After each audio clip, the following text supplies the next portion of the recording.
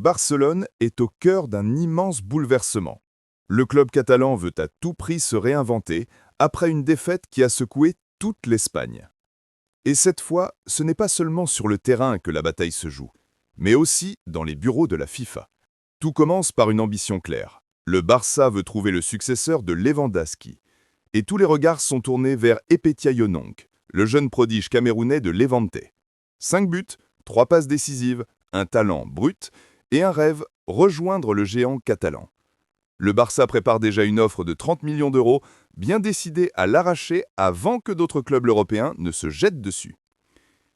Mais pendant que Barcelone pense à l'avenir, le présent s'assombrit. La défaite écrasante contre Séville, 4-1, a fait mal. Très mal. Frenkie de Jong, épuisé, l'a reconnu. Nous étions fatigués. Trop de matchs, trop de pression. Le Barça semble à bout de souffle. Et pourtant, au milieu de la tourmente, une lumière renaît. Ansu Fati, l'ancien joyau de la Masia, longtemps brisé par les blessures et la pression, revit enfin à Monaco. 5 buts en 5 matchs, un doublé salvateur contre Lens et un sourire retrouvé. À 22 ans, le gamin que tout le monde croyait perdu écrit peut-être le plus beau chapitre de sa carrière.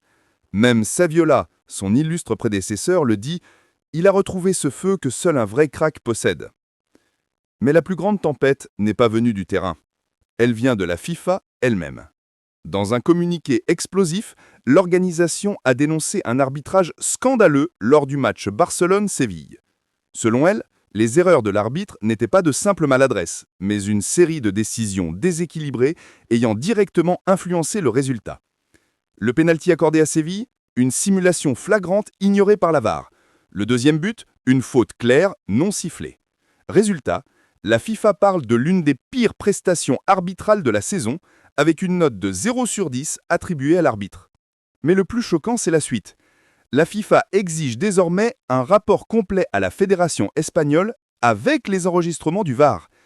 Elle annonce aussi une enquête internationale sur le fonctionnement de l'arbitrage en Liga, affirmant que Barcelone a été victime de préjudices répétés. Le message est clair. La justice est au-dessus de tout. Le football ne peut vivre sans équité. Une déclaration historique, un signal d'alarme pour toute la planète football. Barcelone n'est pas seulement un club, c'est un symbole.